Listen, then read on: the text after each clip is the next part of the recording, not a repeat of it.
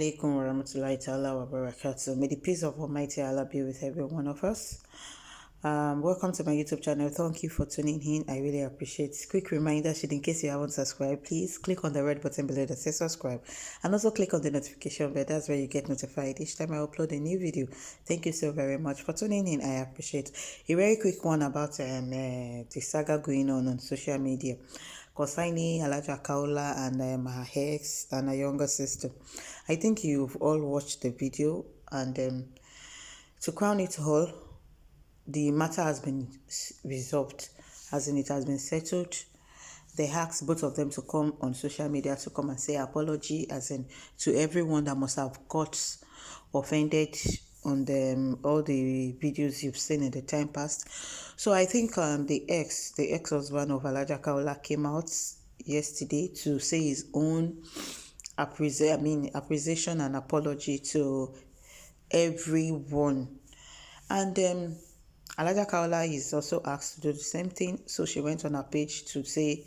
she titled this video you're about to watch, Apology and Appreciation. But I'm so sorry, I see no apology in this video she made. I see no apology in this video. It's just total arrogance.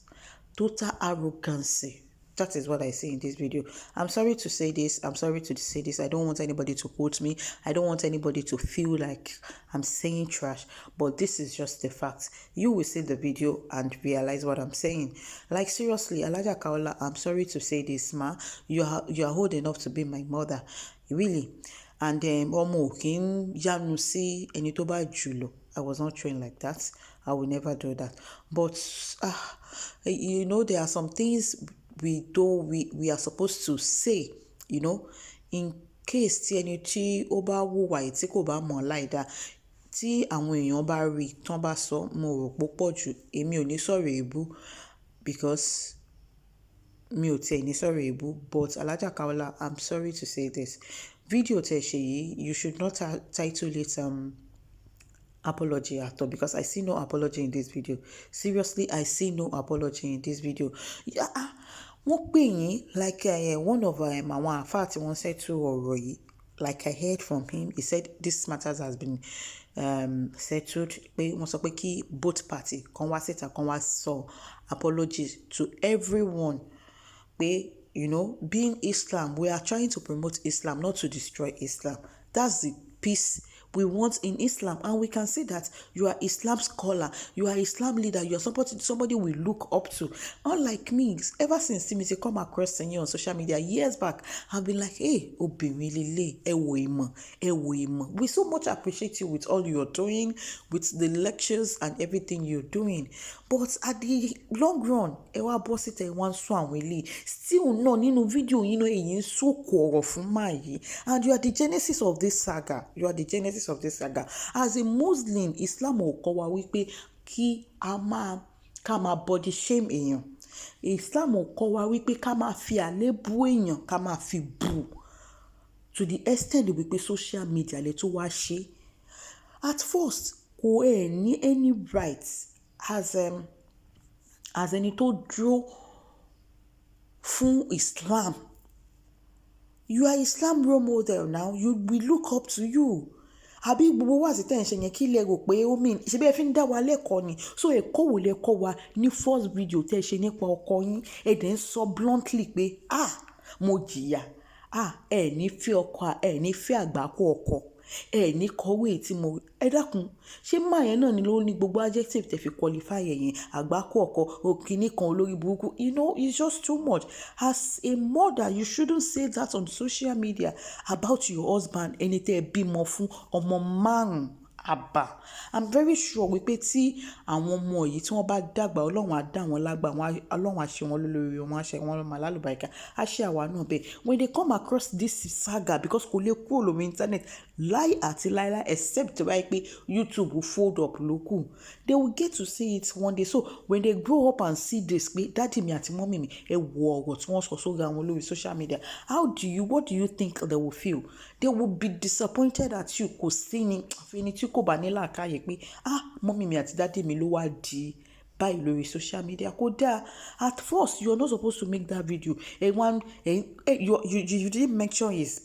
name, as in his real name, his birth name, but you are referring to him, my ex, bàbá ọmọ mi, my ex. Ẹ wo gbogbo nǹkan tẹ́ sọ pa wọn. Even if it's true wípé báyìí ni máa yẹ rí,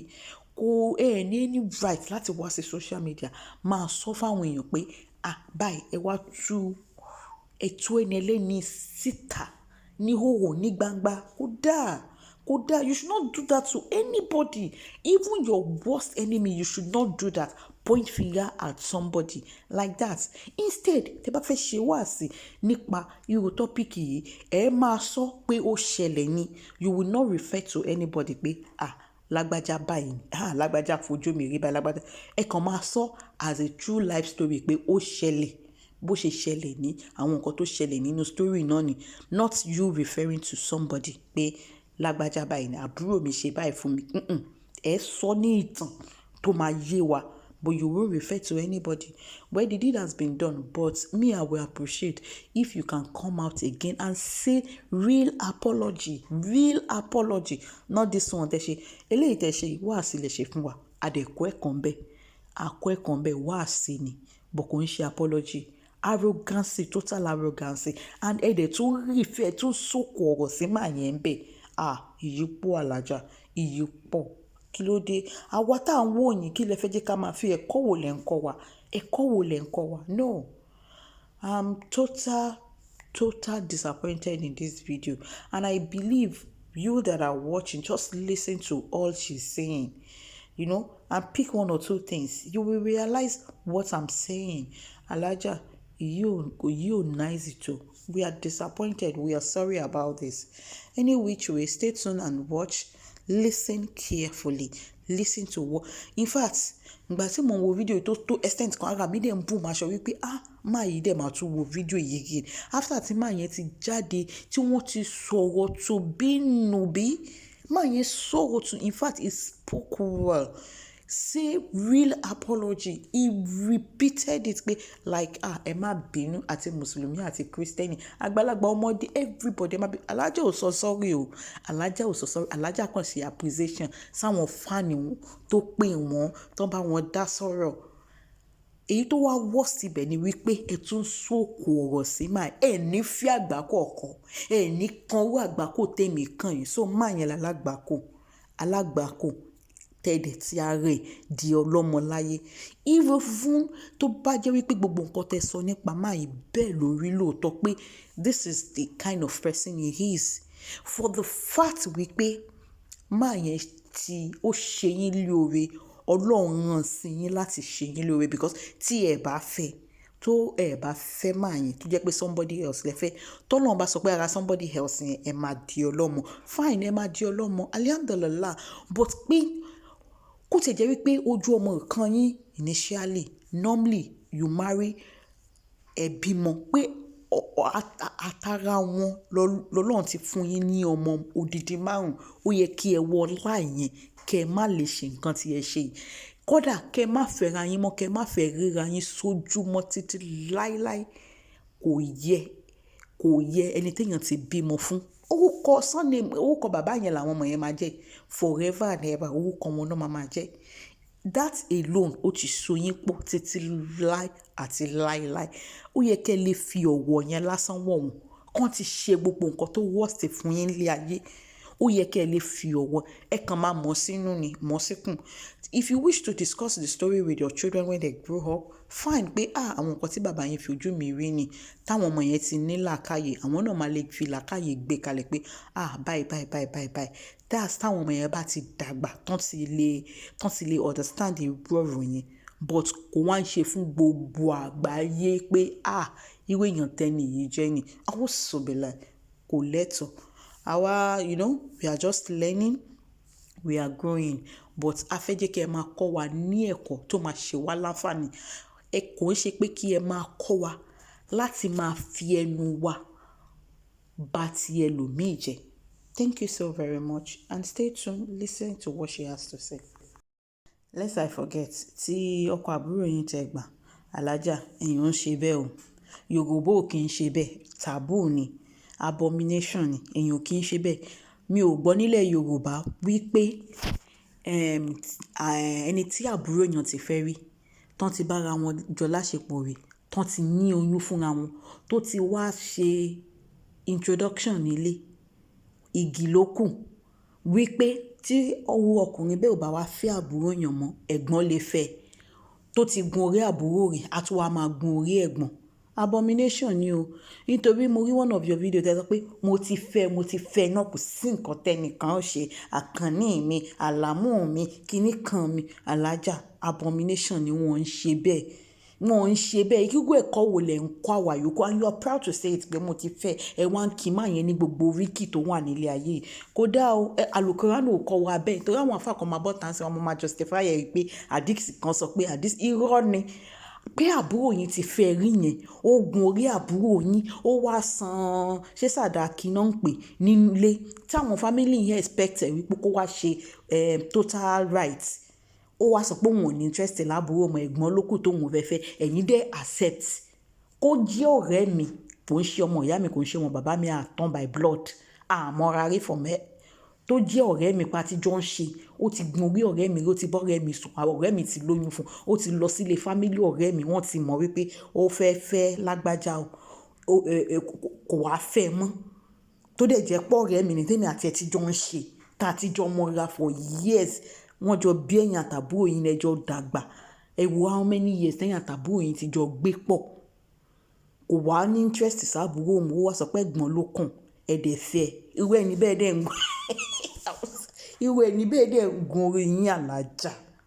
alájà aráàmù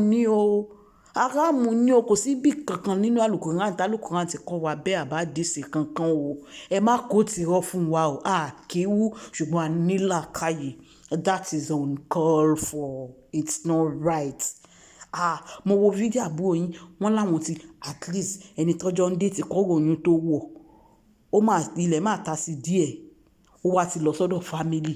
ó ti lọ fojú hàn pé èmi ní lágbájá ọmọ lágbájá mo ní interest nínú ọmọ yín wọ́n dẹ̀ ní wò ó dáadáa ṣó wù ọ́ sọ fẹ́fẹ́ wò ó dáadáa ṣó wù ọ́ ó ló wù òun wọ́n wá jọ ń ṣe tó fi ra mọ́tò fún àdìyẹn ni wọ́n bá mọ́tò náà nínú ọgbà yín alájà kò yẹ kó jẹ́ yẹn náà irú àwa tá a kéwu tá a mọ̀ kankan yìí tí a bá ṣe irú mistake yẹn tọ́lọ́hún ò ní jẹ́ mo bẹ̀ Ọlọ́run Allah subhanahu wa ta'ala dákun má jẹ́ ń ṣe ẹsẹ̀ gbé má jẹ́ ń ṣe wà wò Ọlọ́run ọba láàánú má jẹ́ ń jọra mi lójú má jẹ́ alájà this is wrong gidi ni o èyí kù díẹ̀ káàtó ó kù díẹ̀ káàtó. alhamdulillahi rabbil alamin àwọn àgbàlagbà wọ́n ní inna lamina ash-shi'ri la hikma láàrin bẹ́ẹ̀ ni mo fi kí Abdulaziz Abiodun Sauty Arẹwà òun ló gbé àwọlé. inna alhamdulillahi na'maduhu wa nasta'inuhu wa nastaghfiruhu wa natubu ilayhi wa na'udhu billahi min shururi anfusina wa min sayyiati a'malina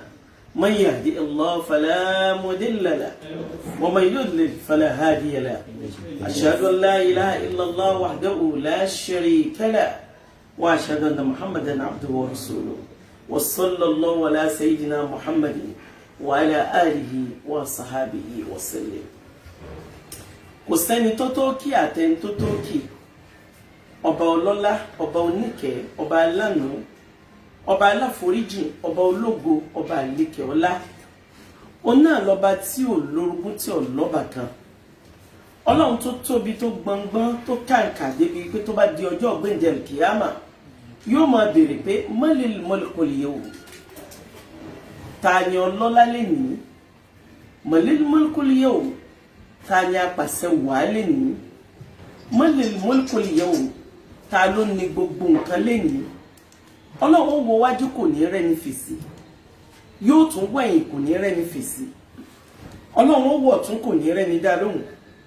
yóò wò sí kò ní rẹ́ni dá lóhùn fúnra ẹ̀ ní ó máa dára ẹ̀ lóhùn pé lillahil wahidul qahhar akí ọlọ́run tí ò ní bẹ̀rẹ̀ tí ò sì ní tán ọlọ́run bá a sàlékún ìkẹ́ àti ìgẹ̀fà nàbì wa Muhammad ànábì wa tẹ́ pé olúwa bá lékè ọlá òun lọ́ba tó máa mọ̀ fi oríṣiríṣi àwọn háyà nínú al-Qur'an tó fi endorse Ànábì wa Muhammad ẹ lọ bá ń sọ fún ọmọ yẹn pé kó stop orin tó ń play yẹn tọ́lọ́ máa sọ fún Ànábì wa Muhammad sallallahu alayhi wa sallam ìpèlè Ànábì à ń tàwọn jẹjà láàyè míì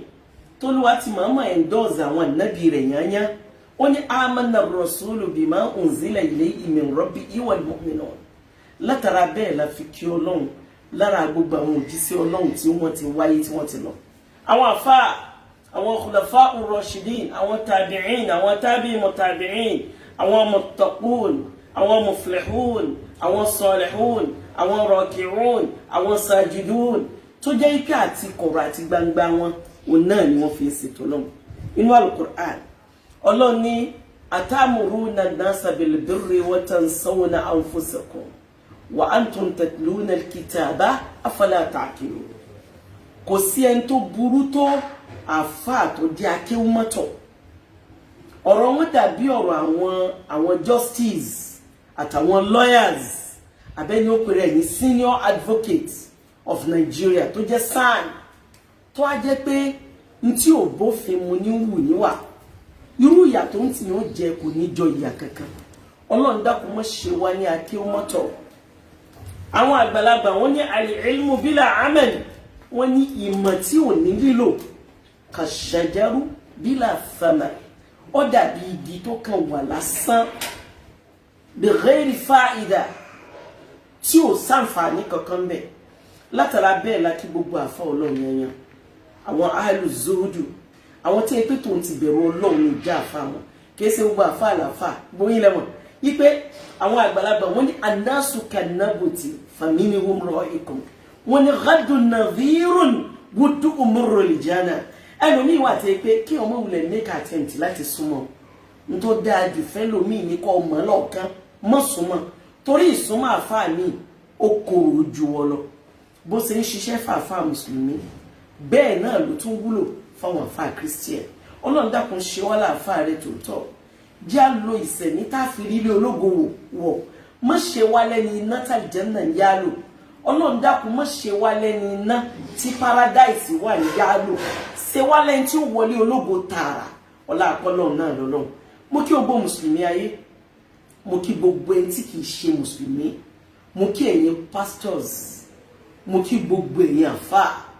mo kí gbogbo yín kíkí àlùbáríkà ha àwọn àgbàlagbà wọn ní ọ̀rọ̀ sẹ́ni wò ká lè mẹ́ni ó fẹ́ ni wàláhì tàlá àwọn àgbàlagbà ni wọ́n sọ bẹ́ẹ̀ ọ̀rọ̀ náà ní agbára púpọ̀ o Sayyidina Ali karramallahu wajhahu ó ní akhuka man wasaka fi shidda ó ní look let me tell you the truth ǹjọ́ ọmọ ìyá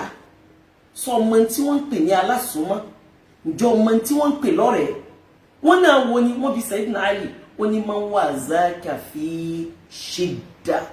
ó ní náà lẹ́ni tó bá dúró tì wọ́n nígbà tí ìnira dé ìgbà tí nǹkan bá trend tó spread enough tó kọjá gáyà ẹni tó bá rí nígbà náà ìmọ̀ ní gbólóhùn ìmọ̀ ní mọ̀ràn ìmọ̀ aládùúrótì irú hàn bẹ́ẹ̀ lọ́mọ ìyá rẹ̀ ìgbà tá a kí Ọlọ́run tá a ká nàbì tán ibi tá a ti kọ́kọ́ gbọ́dọ̀ tọrọ àforíjì lọ́dọ̀ Ọlọ́run tó ní gbogbo nǹkan torí pé olúwọba àlékè ọlá Ànábì wa Muhammad ó ní bọ́lọ̀ ń bá ṣe ń tí ẹ fẹ́ fún yín ẹ yẹra yín wò ẹ kọ́kọ́ wò náà kí lẹ ṣe ẹ wá ṣẹ̀ ẹ ṣẹun ẹ tọrọ istighfar kó lè bá àjẹ́ pé nǹkan yẹn kó lè bá àdùn fún yín Ànábì wa Muhammad ló sọ bẹ́ẹ̀ sallallahu alayhi wa sallam látara bẹ́ẹ̀ ó la fi mọ̀ọ́mọ̀ kí ọba tó tó kí ọba tó tó yìn lẹ́yìn náà ni wọ́n á kí gbogbo ẹ̀yin èèyàn láyé nígbà mo kí gbogbo àfáà tán mo kí gbogbo ẹ̀yin àfáà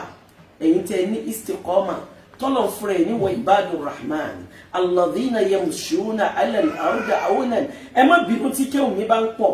wa idha khatabahumul jahilun wa qalu salama mo kí àwọn ibadur rahman mo kí àwọn ahlu zuhud yẹn nílùú mo kí yín mi mọ bí ń ṣe kí yín ẹ jọ̀ọ́ kí ni mo jẹ́ ẹ sọ fún mi kí ni mo tó ẹ sọ fún mi kí ni mo mọ̀ ọwọ́ ajẹ́ rántí ìyá wa Sayyidati Aisha radiyallahu anha ìgbà tí kíní yẹn tó ní agbára ní ìgboro Madina tí ẹni kankan yà sí ìyá wa Sayyidati Aisha to my surprise tó ya gbogbo mùmínì lẹ́nu ó ní pé ìkan nínú àwọn ìyàwó Ànábì wa Muhammad sallallahu alayhi wa sallam ó nìkan olódúró ti ìyá wa Aisha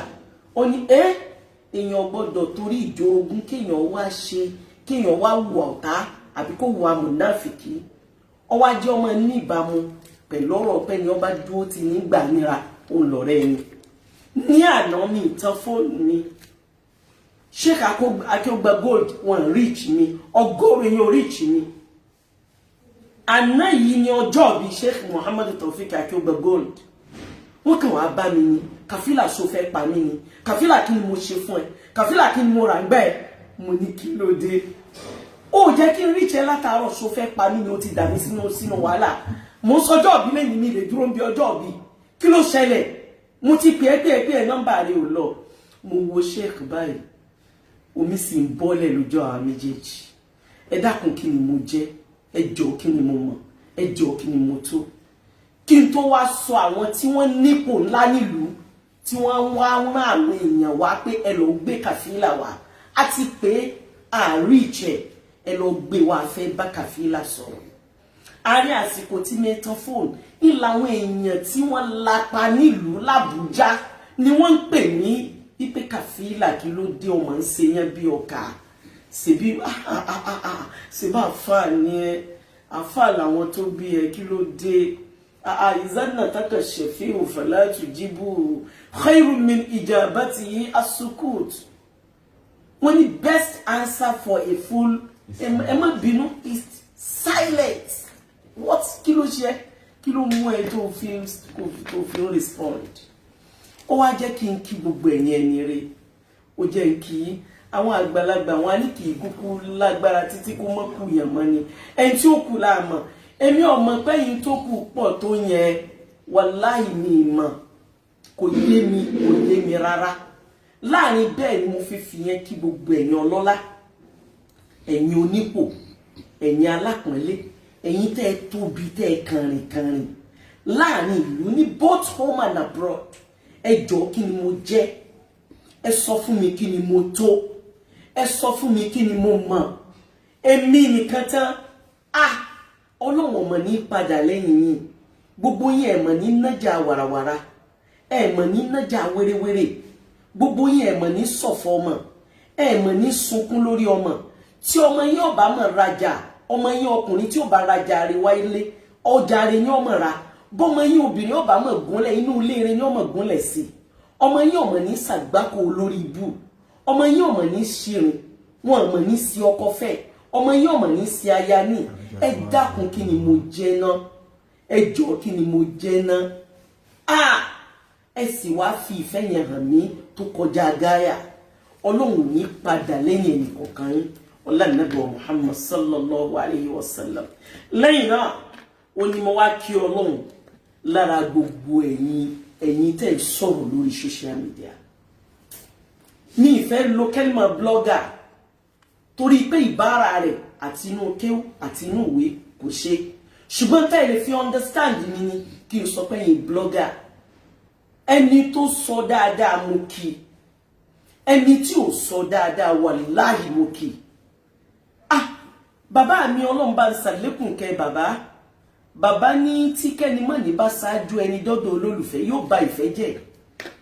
ẹ dákun ìmọ̀ pé bí mo ṣe kéré mọ́ yìí ìmọ̀ pé ó kọ́ mi tó bá wọn àwọn èèyàn ní ọmọ sọ fún mi tẹ́lẹ̀ wọ́n ní kàfí mo bá ní nà wọ́n ní oko àbá kì í ṣẹgbẹ́ àbá oko rẹ̀ ju ọ lọ ṣe bí wọ́n rẹ̀ yán yìí sọ ọmọ ibi tó kọ yìí ti dé mi ní gbà ìbínú ò ní jẹ́ gbà máa léèyàn ní mí náà èèyàn ní mí náà ṣé mo jẹ́ màláíkà ni yín tún máa béèrè pé ṣé mo á jẹ́ màláíkà ni ṣe bí èèyàn ní mí Ọlọ́run gan sọ fún Ànábì pé innama ana basharun mislukum yuha ilayya annama ilahukum ilahun wahid mo lọ́lọ́run tó sọ fún Ànábì pé èèyàn bí rẹ̀ yàn wọ́n náà ṣe kọ́ á mọ̀ páwa tá àti ẹ̀wà Ànábì sí òun á mọ̀ pé èèyàn ni wá ni ẹ̀wà máa fi mí wé àwọn Ànábì Ọlọ́run àṣẹ bẹ́ẹ̀ ni bó ni mo ṣe fẹ́ kí gbogbo yín tó bó ni mo ṣe fẹ́ dúpẹ́ lọ́wọ́ yín tó èèyàn mélòó ni mo fẹ́ kà nínú yín irú ìfẹ́ tẹ́ fi hàn mí wallahi tallahi I know the ẹ̀mọ̀ tí ẹ̀yin fíbà àwọn independent presenters tó bá fẹ́ kíra wọn wọ́n á ní up fiban, wọ́n á ní power of the tongue. Olúwa fi àṣẹ sí ahọ́n. Àwọn àgbàlagbà wọ́n á ní bí ogún ọba kóbì kan ọ̀rọ̀ ní tẹ́lẹ̀ ẹ̀bẹ̀, bí ogún ọba ní kóbẹ̀ náà mọ́ ọ̀rọ̀ náà ní tẹ́lẹ̀ ẹ̀bẹ̀. Ànábì wa Muhammad sallallahu alayhi wa sallam ó ní bala'ul insan aduwwul insan, ọ̀tá ọmọ ẹ̀dá ènìyàn, ẹni tí ọ̀bọ ọmọ ẹ̀dá ènìyàn ṣọ̀rẹ́ òun náà ní kíni o, al-lisan, òun náà ní ahọ́n. Ahọ́n wà èèyàn gbọ́dọ̀ wà very careful nítorí àṣẹ tó lu ọba àlekè ọlá fi sáhàn. Látara bẹ́ẹ̀ ó ní mo fi kí Ọlọ́run lára gbogbo ẹ̀yin bloggers, àtẹni tó sọ dáadáa mo kí, àtẹni tí wọ́n fi mí sí ẹ̀yẹ mo kí, àtẹni tí wọ́n rò pé òótọ́ lọ̀rọ̀ náà mo kí, àtàwọn tí wọ́n mọ̀ pé irọ́ ni, tí wọ́n mọ̀ pé fabrication ni mo kí, àtàwọn tí wọ́n mọ̀ pé wọ́n dọ́kítọ̀ ọ̀rọ̀ ni, wàláhì gbogbo yín pátá ni mo kí. Kò gbọdọ̀ mọ̀ sí tóró tí ń ṣẹlẹ̀ láti àtètè kọ́ṣe bí ó ṣe máa ṣẹlẹ̀ nù hatta yawmul qiyamah, títí tí gbogbo ó fi dágbére fáyé bí ó ṣe máa rí nìyẹn. Kódà mo kí Saidi àbúrò mi, mo kí Saviour Show, ó gbó bú mi dáadáa lánàá. Saidi ọmọ èèyàn bú, àmọ́ bó ṣe bú mi tó wá fi àyà Quran sí, ó kàn ní orí bó ṣe ń ṣe bí ọkùnrin, ọmọ pẹ́gbọ́n rẹ̀ ni mí, kìí ṣe tá àbára àfá àgbà ni mí o. Àwọn tó kọ́ ẹlẹ́kọ̀ọ́ mo lè kọ́ wọn kéwò tóró òfin àdílà kankan sí, ṣùgbọ́n mi ìbínú ìwọ tí ẹ̀ tún bú mi pọ̀, mo kíwọ náà wallahi ta'ala. Ṣùgbọ́n má gbàgbé bọ́lọ̀ ní lasta alayhim bi musaitir, bọ́lọ̀ ń ṣe sí ànábì lọ́rẹ̀ gbogbo ayé tó, Ọlọ́run ní àfi ọ̀sọ̀ ọlọ́pàá ẹnikẹ́ni o. Ọlọ́run sì ní ud'u ila sabili rabbika bil hikmati wal mau'izati al hasana. Ọ̀rọ̀ tí pé mi ìbẹ́ sọ̀rọ̀ rí yàtọ̀ síjọ́ tí mo pàdé ní Central Mosque tí mo kàn ní Saidi ò sí ṣe pẹ̀lẹ́, mo fẹ́ kó ṣe pẹ̀lẹ́. Ṣùgbọ́n nítorí pé àwọn tí wọ́n ti ẹ̀ jágbàlagbà, mo kí ọ náà, Ọlọ́run tó ahọ́n rẹ̀ tiẹ̀ tó ti ń dáa ju ti àtẹ̀yìnwá lọ, tó lọ tún ahọ́n yẹn ṣe dáadáa, kó sì máa wo tírà dáadáa. Ṣùgbọ́n ẹni tí ó bá jí sí Ọlọ́run yìí máa wo tí a ní o. Ká tó wá sọ ọmọ kékeré yẹn ní ìrọ̀pọ̀ máa yẹn ti pé 20 years. Kò sí ẹnìkan láyé pàápàá jùlọ ẹni ọba jìyà ọmọ yóò mọ tí ẹ ń pè lọ́mọ. Ilé máa wo Yàyà Gàmbàrí láyé kí má máa bẹ̀rẹ̀ fún pé kọ́lọ́n bá ń ṣàánú ẹ̀ nítorí ipò ọmọ kékeré ni. Ẹni ọba nírú aṣọ òní fẹ́ ká sọ ọ́ ya. Yàyà Gàmbàrí ọmọdé ni ẹ, mo sì tún kí ẹ. Gbogbo ẹ̀yin èèyàn tẹ́ ẹ bọ́ sórí ṣu ká tó wá sọ gbogbo ẹ̀yin bloggers, ẹ̀yin tẹ́ lóko kí n tó wá sọ mọ̀mẹ́ sábọ̀d. Wallahi bó ni mo ṣe fẹ́ kí gbogbo yín. Wọ́n mọ̀ mọ̀mọ́ yẹn ẹjọ́ ẹ bá mi kọ́ wọn, mo fẹ́ kí gbogbo wọn. Mo kí brother yẹn bóyá kí ni PMP ṣe náà jẹ́. Bákan náà mo ti wá kí àfá Alif Dawa mo kí ọ, mo mọ tójú rẹ kan, ọmọ àpèjúwe ọ̀rọ̀ rẹ ni olùlàjà tí fara gbọgbẹ́, mo mọ tójú rẹ kan, mo understand ẹ̀ gan ni o. Mo tún wò bó ṣe ń láàgùn tó ń ti rọgbọ̀n, mo ní kódà Ọlọ́run mọ̀ tóbi o, ìbínú sẹ́nìkan èmi kìí ṣèyàn bẹ́ẹ̀ wallahi ta'ala, nítorí pé bàbá mi ti sọ fún mi wípé kẹ́ni mọ̀ ní ọ̀gbọ́dọ̀ ṣáájú ẹni dọ́dọ̀ olólùfẹ́, bí kẹ́ni mọ̀ ní bá ṣáájú èèyàn dọ́dọ̀ olólùfẹ́ wọ́n ba ìfẹ́ jẹ́. Mo mọ tí gbogbo ọ̀rọ̀ yẹn pátá ló yé mi. Gbogbo ẹ̀yin tẹ́ ẹ sí ọmọ kan báyìí tẹ́ ń pè ní Jagaban, wallahi mo tún kí ọ bó ṣe bú mi tó náà. Àṣàlì kẹ́ni jẹ́ àbí kẹ́ni jẹ́ ó kí wọ̀ náà. Arábìnrin kẹ báyìí náà kí tún ní jẹ́ ìjẹ́kárí gbọ́, mo tún kí wọ̀ náà. Mélòó ni mo fẹ́ kí láàrin yín? Mo kí gbogbo yín. Àdúrà kan tí ń ṣe fún gbogbo yín pátá àti gbogbo ẹ̀yin tẹ́ fi Ọlọ́run lára mi both home and abroad. Mi lè sọ iye call tí mo receive láyé yàtọ̀ sí gbogbo ẹ̀ tí ẹ bá mi sọ̀rọ̀ one on one. Àdúrà tí ń ṣe fún yín ni pé Ọlọ́run á bẹ̀ ọ́ gbogbo ọmọ yín pátá ẹni tó ti ń kàn dùnú lára ọmọ nínú yín, ẹni tí ti ń kan ayọ̀ lára ọmọ nínú yín, ẹni tí ti ń rí àlùbáríkà lára ọmọ nínú yín, gbogbo ẹ̀ ò ní yí padà sí ìbànújẹ́, ẹ ní kan ìbànújẹ́ lára ọmọ o. ẹ ní kan aburú lára ọmọ o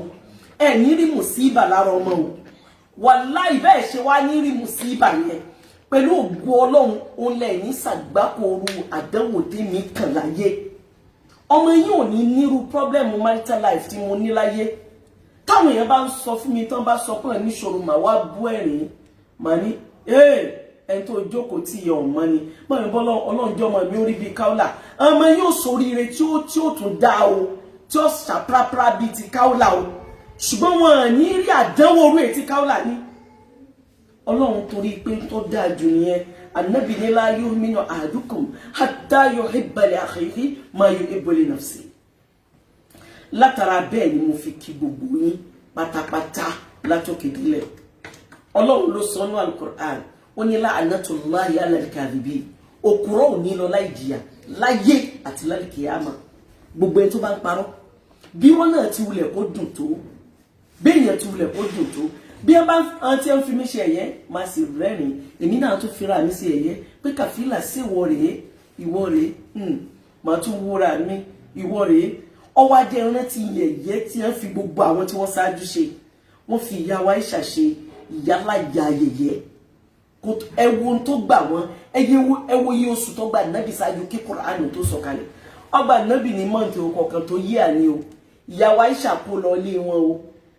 bàbá rẹ̀ ò ṣe dáadáa sí o àwọn ọmọ ìyá rẹ̀ ò ṣe dáadáa sí o ẹni tó dúró tì lórogún rẹ̀ tí ẹ jọ fẹ́ Ànábì wa Muhammad sallallahu alayhi wa sallam ìkànnì àwọn ọmọ sọ̀hábà náà lòun náà ṣùgbọ́n kì í ṣe ìyàwó Afúsá ẹ dákun náà ta wá lè mi èmi tí mo yẹpẹrẹ èmi tí mo kéré ẹ dákun ọmọ ìjọ ni mí àwọn àgbàlagbà àwọn àmọ́ ìwọ ọmọdé kó ṣe bí àgbà ṣùgbọ́n ẹ̀yin rà dánwò rú tèmi ìdùnnú tèmi rí láyé náà lẹ́ẹ̀ máa rí oríire tí mo ní láyé lẹ́ẹ̀ máa rí àlùbáríkà tí mo ní láyé ọmọ yín ọmọ rí ẹ̀yin náà máa rí àmọ́ ẹ̀yin rí àdánwò rú tèmi eléyìí náà ni mo fi kí Ọlọ́run mo fi ká Nábì bó ni mo ṣe fẹ́ yìí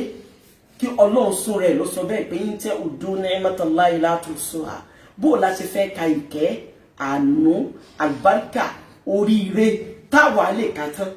àwa gbọ́dọ̀ fa ìmúrí san orí Ọlọ́run ní ṣùgbọ́n innal insana la dhulumul kuffar ọmọnìyàn gbọ́dọ̀ jẹ́ alábòsí a sì gbọ́dọ̀ jẹ́ kèfèrí ẹni mo wá kí jù àti mo tún kí jù náà o náà ni àwọn ẹbí mi mo kí gbogbo ẹ̀yin ẹbí Ahmad Rufai mo kí yín èmi tí mò ń kó ìdùnnú wá báyìí èyí tó lóun tún ní ọwọ́ ẹ̀ náà bólú ọba àríkẹ́ láti fẹ́nu béèyàn ọba gbà fọlọ́run Ọlọ́run náà ní gbogbo ẹ̀ Ọlọ́run ní gbogbo ẹ̀ Ọlọ́run yóò wọlá bó ṣe tóbi tó Ọlọ́run ó jẹ́ àjogún lẹ́mìí fúnra wa yín pẹ́ fún yín ẹ̀yin náà pẹ́ fún mi ọlá Ànábì Muhammad sallallahu alaihi wasallam mo wá kí gbogbo ẹbí asọ́tẹ́rà nílùú mo kí gbogbo àwọn ọ̀rẹ́ Haji Qasim nílùú ọkọ mi àyọ̀mọ́ Fadilati Sheikh al-Alim al-Allama al-Fadil Muhammad Qasim Muhammad Raji àyọ̀mọ́ alága àtolùdarí Afcas Global Limited Afcas Global ní gbogbo South West Zone ọkọ mi ní ẹnì kejì ẹni tó jẹ́ exporter tí máa kó gbogbo ọjà lọ sí France Europe Canada America gbogbo tẹnu jẹ pátápátá ẹ jọ̀ọ́ kí ni máa fẹ́ máa bínú sí ìbọ́lọ́n ló ní náà máa lẹ̀ ó sírí yùsìrá tọ́lọ́n bá mú ni kó nù nira tó sì jùyàn sínú rọ̀ra séèyàn ọ̀sà kó wọn ọ̀fẹ́ rọ̀ra ni ọlọ́pọ̀ ṣe wálé tí oríire ọlọ́pọ̀ ṣe alólórí mọ́jáde ẹ̀ èèyàn rọrọ̀ tó bá wọn ní kàfílà ìwọ ló wù mí mo ní ṣé ọjọ́ orí mi kò yí ọ ní ó ní mo mọ ọjọ́ orí rẹ̀ bí mo ṣe mọ́ ní tó náà ló ṣe wù mí tó èmi nìkan tán èmi tí mi fine èmi tí pé mi rẹwà èmi tí mo máa ń sá fáwọn ọkùnrin pé èmi tí ẹwà wo ní fi maintain ní ó ní bó ṣe rí náà ló ṣe ń wù mí you are very pretty a lady ó tún sọ bẹ́ẹ̀ fún mi ó tún fún mi láwọn adjective tó fine mo lè mi nìkan tán kọ́ sí èmi nìkan tán èmi náà appreciate it. I love you I love you I love you more my lover thank you so much ó ṣeun gan ni lẹ́yìn náà ẹ jẹ́ kí wọ́n sọ briefly nítorí pé èyàn ò lè kí gbogbo èèyàn tán ẹ̀yin mélòó ni mo fẹ́ kí àfi kọ́ lọ́ọ́ máa bá mi kí gbogbo yín bí gbogbo yín bẹ́ẹ̀ ṣe tó ẹ jẹ́ wọn á pè wá sákìyèsí torí ibi tá à ń lọ gan á ń láti lọ ọbẹ̀ nǹkan sọ briefly láti fi ṣe preamble láti sọ fún wa láti pè wá sí àkíyèsí òun náà ni wípé ẹ jọ̀wọ́ kí n tó wá lọ ọbẹ̀ gbogbo ẹ̀yin èèyàn pátá gbogbo ẹ̀yin tẹ́ ẹ jẹ́ nílé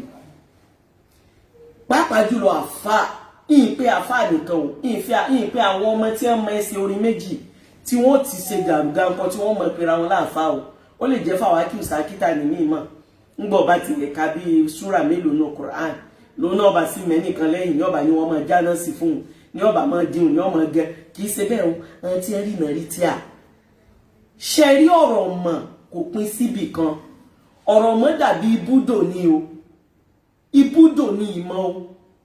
ntọ́lọ̀ wọn afọ́nsáyé ọwọ́ dàbí ìgbà tí èèyàn bá mú gàgà abẹ́rẹ́ báyìí tó kankan báyìí wàláhì tọ́lọ̀ wínú onímọ̀ ohun tí tún mìíràn lè ilmi illa qalila ó ní kò sí tí wọ́n ń pè ní ìmọ̀ àyàfi díẹ̀ báyìí ní tí wọ́n bá mọ̀ ó lè jẹ́ bẹ́ẹ̀ tèmi ó ti bẹ̀rẹ̀ ibi tèmi bá parí sí nímọ̀ ó lè jẹ́ bẹ́ẹ̀ ní tí ó ti bẹ̀rẹ̀ wáì tí ẹ̀yin tí ẹ jẹ́ tẹ̀ ń pera yín láàfáà tí ẹ máa fa ìjọmọlúàbí ya nítorí bí ọba tí ìkéwòdé ó pè mí ní ìpẹ́làjà Kaola ọ̀rọ̀ tó sọ ohun kí ni àdílà rẹ̀ nítorí wí nìyẹn kì í ṣe pé wàá máa bú mi ọlọ́run kó tún mọ iye ń tẹ́ máa gbọ́ bàbá mi ń gbà wọ́n kọ́ mi lẹ́kọ̀ọ́ tí mo bá ní bàbá mi ò ní èmi ní Abdulkarimi gbogbo tí mo kọ́ lọ wí ní káàkiri ẹgẹ́ sọ fún ọ bẹ̀rẹ̀ látòrí Al-Qur'an al-Karim tajwid makharij al-huruf nahwu sarfu balagha mantiq tafsir bàbá mi kọ́ mi mọ́ tafsir ṣé mọ̀ pé obìnrin mi ìṣẹ̀lẹ̀ tún ní mò ń ṣe bí ọkùnrin tó bá ti gùn mí bí ọkùnrin yín máa rí wàláhì mo mọ̀ Kùránì tú tí èsè tá a bá rà fáà mọ́ ìfi ṣe bẹ́ẹ̀ fa amma bi ni'mati rabbika fahaddith béèyàn bá kàn wò ó lè yàn wò kí ló dé náà ẹ wà ń bọ́ ta ẹ wo bí ọ̀rọ̀ ti ń bọ̀ ṣé kí wọ́n sọ pé kẹ́ ẹ lọ́ọ́ máa ṣe zìnà ni nígbà tó lọ́hùn fúnra ẹ̀ tó máa mọ̀ sọ fún wa wípé èèwọ̀ ni fornication inú Islam tọ́lọ́ sọ wípé la taqrabu zina ó ní innahu kana fahishatan wa sa'a sabila nínú Al-Qur'an láàyè mi Ọlọ́run ní wala taqrabu al-fawahisha ma zahara minha wa ma batana Ọlọ́run ní ẹ má súnmọ́ bàjẹ́ bó ti wulẹ̀ kó rí ẹ dákun torí Ọlọ́run Ànábì wa Muhammad sallallahu alayhi wa sallam òun ló sọ pé bọ́kọ àti ẹ̀wọ́ fẹ́ fẹ́ra wọn ẹ wòra yín látòkè délẹ̀ sẹ́yìn ò gbọ́ pàdánàbì wí bẹ́ẹ̀ ni kí ni problem yín kí lẹ rò pàdánàbì ní àwò lára kí ni máa ṣe yín ná tẹ́ ẹ̀ bá mọ̀ ẹ lọ mọ̀ kí ló ń ṣe yín tó fi wá jẹ́ wípé ẹ wàá máa wò ó nínú ìsẹ̀mí yín ọ̀dà náà ẹ sọ ibi Ọlọ́run ti sọ̀rọ̀ blog group fún mi nínú Al-Qur'an ẹ sọ bí ẹ ti rí ọ̀rọ̀ genotype nínú hadith kèṣe istikhara la Nabi gbà wá níyànjú ni ọba tó ní wá náà kì í ṣe pé Taofik ló gbà wá níyànjú ẹ̀ kí ló ń ṣe yín gan kí ló dé lẹ́yìn náà ọ̀pọ̀lọpọ̀ tírà ní bẹ́ẹ̀ tààdùdù zawjat ni mo gbé síwájú yìí zawjat Nabi ó ní mo gbé wájú yìí gbogbo ọmọ yín ṣàbá Nabi ṣe bóbìnrin kọ̀ọ̀kan ló gbà pátá ní bẹ́ẹ̀ tí mo bá tún sọ ọ̀pọ̀lọpọ̀ tí ń bẹ́ẹ̀ nú ẹ̀ nísìn ẹlòmíì ó tún máa pè pé kàfílà ń bolo ti rí nígbà tó ẹ̀tẹ́ẹ̀kọ́ yìí ò tó ẹ̀ ṣe lọ kéwú tẹ́ ẹ̀ bá mọ̀ ọ́n kí ló dé ẹja lẹ́kọ̀ọ́ ọ̀rọ̀ kéwèé ṣe ọgbọ́n orí kìí ṣe ráyù kìí ṣe mọ́gbọ́n ọ̀gá àfáà láyé ó ń sin làáfáà tó jẹ́ pé kí ni o ó ń fi Al-Qur'an sọ Al-Qur'an at-tafsiru al-Qur'an bil-Qur'an huwa al-awwal min al-ulama ó làáfáà àkọ́kọ́ nínú gbogbo àwọn àfáà yìí torí pò nìkan lẹ́nìkan ò lè nàkádà kí ló ń ṣe yín abẹ́rò pé ká máa lo ẹsẹ̀ ẹrin nìjà àfáà ni kẹ borí kíní kẹ lọ kẹ máa kọrin lọ kẹ wá máa fẹ́ orin kan kẹ máa pààrọ̀ orin kan bí ẹ̀mẹjọlá sí yẹn ń pè ní gàfà kí ló ń ṣe yín náà torí ìdí náà tí mo bá wí nǹkan kan tí ò bá yé yẹn pè mí ni pé Alájà Kaola agbọ́ o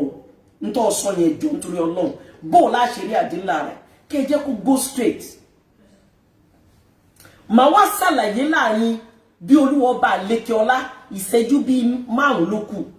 bó ṣe lo Maisha pẹ̀lú ìyá wa Khadija radiyallahu anha ní Ànábì wa Muhammad sallallahu alayhi wa sallam báwo ló ṣe lo Maisha bó gan ni wọ́n ṣe bẹ̀rẹ̀ relationship mo fẹ́ sọ ìyàtọ̀ tí ń bẹ láàrin ẹni tó jẹ́ pé zawju wa zawja khassa àtẹni tó maintain ta'addud zawjat ẹ bá ń ṣílẹ̀kùn yẹn ẹni tó maintain ta'addud zawjat ẹ wà Ànábì wa Muhammad sallallahu alayhi wa sallam ṣé mo yí pé ṣáájú kí wọ́n tó bí inú oyún ló wà torí pé ìyá wa Khadija radiyallahu anha ó ti fẹ́ ọkọ méjì táwọn ọkọ méjèèjì tí ò sì sí kankan nínú wọn tí ò bímọ fún lẹ́yìn ìgbà náà ni gbogbo ará Mẹ́kà ń pè ní kárùwà ni wọ́n ń pè wọ́n ní aṣẹ́wó wọn ni orí tí ọlọ́kọ mọ́ ọ̀tọ̀ ni tí ń ṣe onírànràn ni a máa ń hún ìyá wa Khadija kò dẹ̀ sí ẹnì kankan tó gaba nínú iyì àti àpọ́nlé àti ọ̀rọ̀ nígboro Mẹ́kà ẹ̀wọ̀n tí wọ́n lẹ̀ mọ́lá ilé ìwájú màmá bàbá kan bẹ ọ̀nkù ló jẹ́ fún torí pé gbọ́n bàbá wa ẹ̀gbọ́n ìyá wa tó bí Khadija òní bàbá yẹn wọ́n pè ní Waraqah bun Nawfal tẹ́ ẹ̀ bá mẹ́ lọ mọ̀ bàbá yẹn jẹ́ adágbègbà tó confam kìí sàwọn yẹ̀yẹ́ pẹ̀tẹ́yìn wo iṣẹ́ yìí mọ̀ nǹkan ni ẹni tẹ́ pé téèyàn ò rí yàn ẹni mo tún fẹ́ rí tó jọ òun lóbìnrin tí mo pàdé ní Mẹ́kà èmi tí mo lọ hospital jẹ́jẹ́ tí mo ní kí n lọ rí dókítà mo bá róbìnrin náà ó pè rẹ̀ lọ́mọ Egypt ló bá pè mí ló bá ní ya kafila anti kafila mo ní kí ló dé ó ní anti bintu Mu'ina ismu ummuk Mu'ina ismu abuk Abdul Karim Ahmad Rifai min Nigeria mo ní mo bá tún jókòjó torí yìn rírí láyé ọmọ Egypt ní Egypt ló ti wá yìn rírí olóṣì kejì àwọn lóṣì kejì ẹni tó ṣàlàyé gbogbo challenges tí máa face láyé fún mi ọmọ Lárúbáwá ni o ọmọ Egypt ni o ó ṣàlàyé fún mi ó sọ fún mi lẹ́kùnrẹ́rẹ́ àwọn kan bẹ tó jẹ́ pé Olúwa fún wọn ní kashfi ọkọ̀kọ́ bí mi ní question ó ní al-anti ta'rifi bi anna 'ayn haqq bó ṣe bí mi nìyẹn ó ní al-anti ta'rifi ó ní jọ mọ̀ pé lóòótọ́ làwọn àjẹ́ wà mo ní arọ́fù mo ní mọ̀mọ́ torí ìmọ̀ bí ń ṣe sọ pé mọ̀ òun náà wá rí dókítà èmi náà wá rí dókítà ni so àwọn èèyàn bí mo bá lọ bẹ̀ ni pé àwọn èèyàn bẹ láyé tí wọ́n confirm Ọlọ́run sọ pé inna sa'yakum la shatta ń ta fún yín ọjọ́ra wọn Ọlọ́run ló wí bẹ́ẹ̀ èèyàn ò gbọ́dọ̀ bẹ́ẹ̀ nìkan ju tiẹ̀ ẹ wá mọ̀ jẹ́ ntàn yín o ìyá Khadija ni bàbá yẹn ti wá prepare mind ẹ̀ pé ọkọ rẹ̀ ò tí ì dé ọkọ rẹ̀ ń bọ̀ ni báyìí ni ó ṣe rí ojúwe bá nàbí ó ṣe rí fún bí ó ṣe ga bí ó ṣe máa rìn bí ó ṣe rẹwà tó faqan nabiyyina fi khalqin wa fi khulqin wa lam yudanu fi ilmin wala karam ẹnì kan ọ̀gá bá nàbí nínú ẹwà àti ìwà láyé ànábì ló rẹwà jù ànábì rẹwà jù ẹwà rẹ̀ ọjọ́ tẹ́ni kankan fi khalqin nínú dídá àtẹwà walam yudanu fi ilmin a lè fi wé ẹnìkan nínú mọ̀ àtàpọ́nlé ẹ má jẹ́ kí n tàn yín o ní ẹ bá ṣàlàyé rẹ̀ fún ìyá wa Khadija radiyallahu anha ó wá jẹ́ kó ti wà prepare mind ẹ̀ ti wà ó ti wà standby de jíjí Ànábì wa Muhammad ibi mo ti lọ ni pé wọ́n bú ni wọ́n parọ́ mọ́ ni kì í ṣe kó ṣẹ̀ṣẹ̀ bẹ̀rẹ̀ látọ̀dọ̀ àwọn tí wọ́n ṣáájú ni ìyá wa Khadija sì fà wọ́n kanlẹ̀ olófẹ́fẹ́ Ànábì wa Muhammad in fact ọjọ́ orí rẹ̀ ti dàgbà dáadáa nígbà tó fẹ́ Ànábì wa Muhammad sallallahu alayhi wa sallam lẹ́yìn tó jẹ́ pé mo fẹ́ fi yún ṣàlàyé bá Ànábì ṣe maintain monogamy nínú ayé ẹ má jẹ́ ntàn yín o ẹ má jẹ́ kí sẹ̀mí mi àti ibi tó lọ́hùn kádàrá kí n bí àwọn ọmọ sí ọ yà yín lẹ́nu ǹjẹ́ ẹ rántí Firaun ẹ rántí kó bílẹ̀ jẹ́ ayé ni ìyá wa Khashiya radiyallahu anha ìyàwó Firaun ni kódà kò lọ́kọ méjì kódà Firaun ló ṣe sábàbí ikú rẹ̀ táwọn àgbàlagbà bá ní kọ̀rọ̀ ayé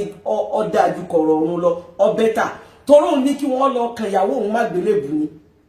ó ní ẹlọ́ọ̀kan òun ò tiẹ̀ fẹ́ kó kú jẹ́jẹ́ òun fẹ́ kó bá nira kú ni Fíráúnà sì ní ẹni làánà o ìgbà tí wọ́n ṣílẹ̀kùn àlùjánnà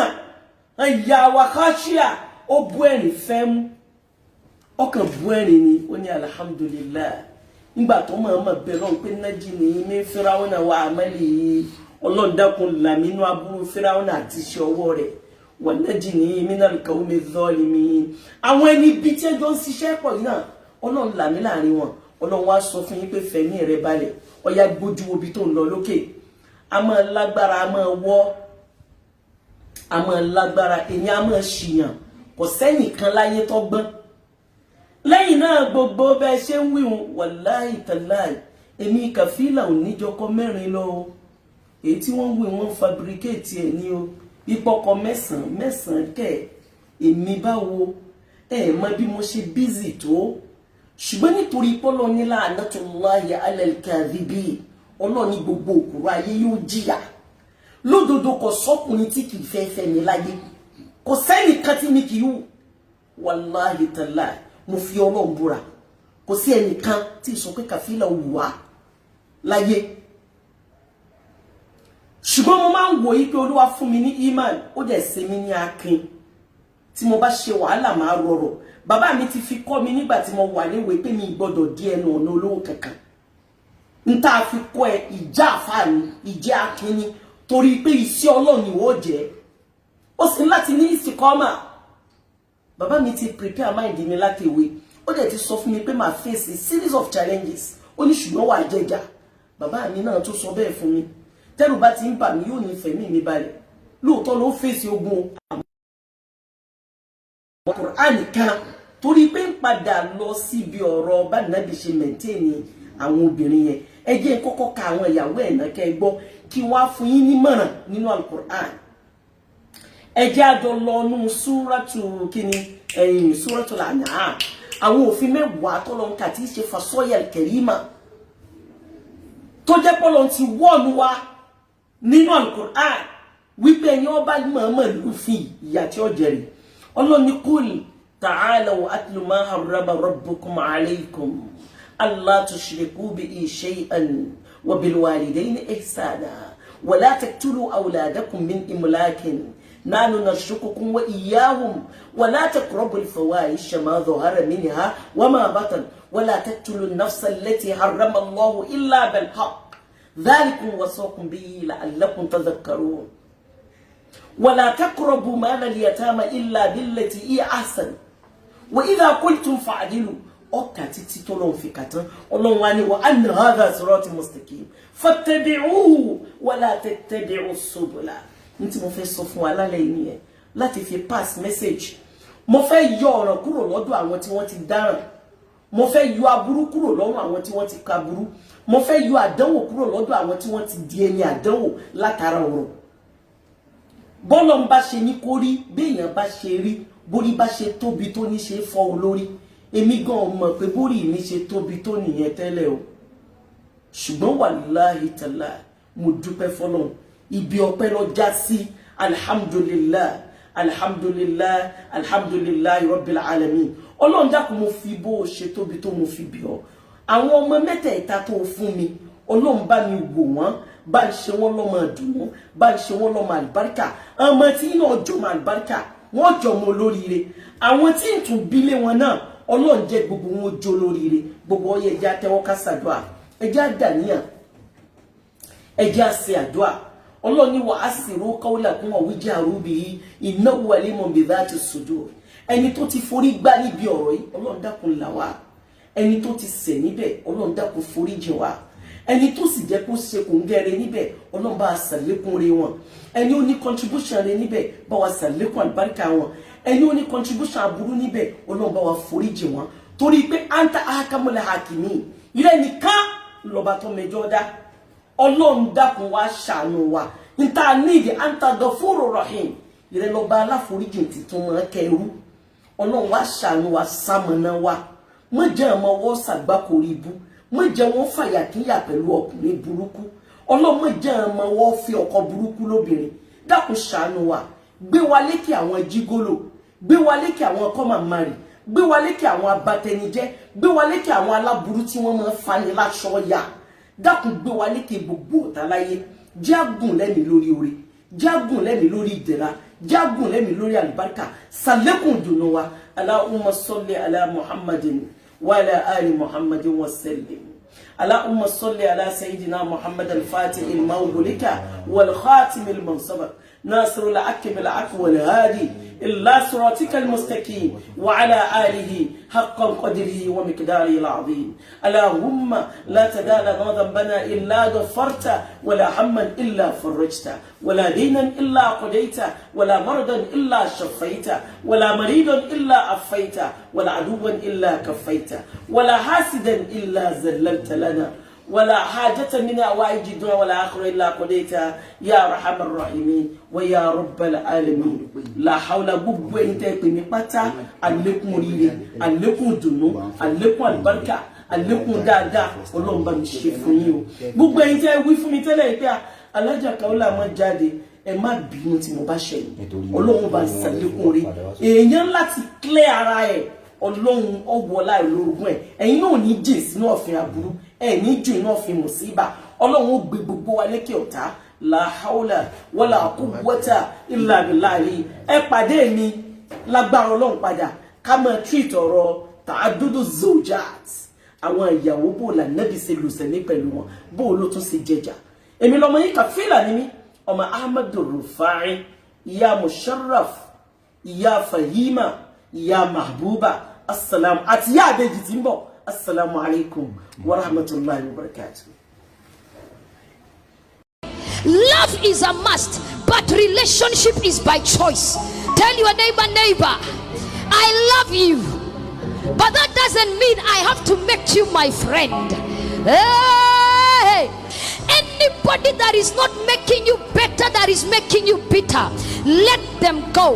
You are the CEO of your life. You have the right to invite, delete, and terminate. Even on Facebook, it's not everybody that you have to accept their request. Hey, some people you must delete.